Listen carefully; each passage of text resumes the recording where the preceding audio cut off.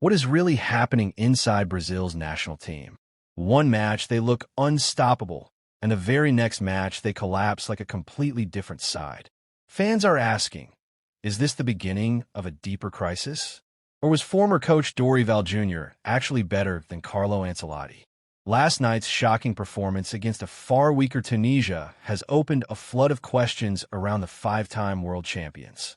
And today, we break down everything: tactics, mistakes, player attitudes, and whether Brazil can ever return to their true identity. Brazil walked onto the pitch against Tunisia as the undisputed favorites. After all, they had just delivered an impressive, dominant performance against Senegal. Confidence was high, expectations even higher. But what followed was a night full of frustration, inconsistency, and missed opportunities that exposed a harsh truth. Ancelotti's Brazil is dangerously unpredictable. Right from the start, it was clear that Brazil were struggling to maintain rhythm. Yes, they held possession on one side of the pitch in the opening minutes, but their attacks lacked sharpness. There was no speed, no creativity, no sense of urgency. The players looked exhausted, disconnected, and strangely unorganized, nothing like the vibrant Brazilian team fans had admired just a match earlier. Then came a first blow. In the 23rd minute, Brazil conceded a goal, something no one expected, especially against the Tunisia side, not known for threatening the biggest teams. It wasn't just a goal, it was a wake-up call. Suddenly, Brazil were behind, forced to chase a match they were supposed to dominate from start to finish. After going down 0-1, Brazil were finally shaken into action. They increased pressure, especially through Vinicius Junior and Rodrygo. In the 38th minute, Rodrygo delivered a brilliant free kick that was heading straight into the net. But Tunisia's goalkeeper made a spectacular save, pushing it out for a corner. Had that gone in, Brazil would have equalized much earlier.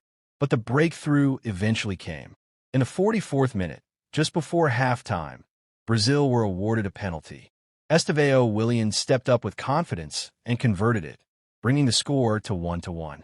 With that goal, the young sensation reached an incredible record: 5 goals in just 6 matches for Brazil. The future of Brazilian football clearly lies in the feet of youngsters like him. Yet even after returning to equal terms before halftime, something fell off. Brazil were not in control. Their passes were sloppy, movements disjointed, and decision-making questionable. It was not the Brazil that dazzled against Senegal. It was a tired, confused version of the team. The second half brought more problems.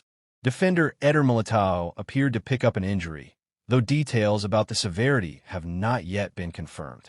His absence further disrupted Brazil's defensive structure. Then came the moment that could have changed everything.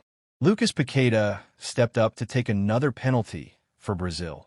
This was their chance to take the lead and regain control of the match. But shockingly, he missed it.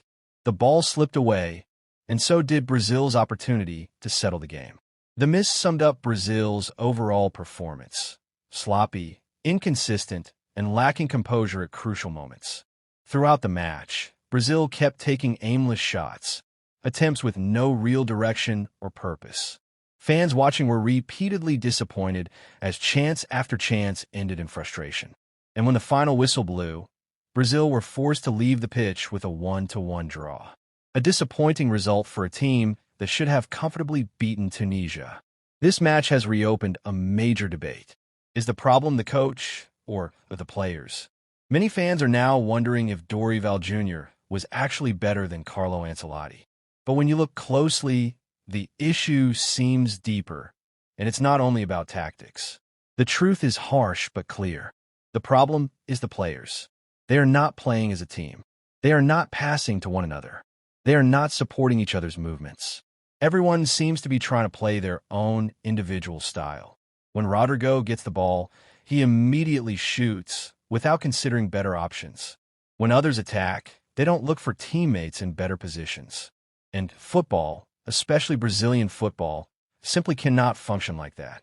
This lack of chemistry is hurting the team more than anything else. And now, a bigger question emerges. Do Brazil still need Neymar to succeed? It is becoming more and more evident that without Neymar, Brazil struggle to create magic. They struggle to connect in the final third. They struggle to maintain structure and leadership. Neymar brings creativity, vision, and confidence, things this current squad seems to be missing badly. So the question is not just about coaching or tactics. It is about leadership. It is about teamwork. It is about unity. Because if the players continue performing like individuals instead of a unit, no coach, whether Dorival, Ancelotti, or even the best manager in the world, can fix the team.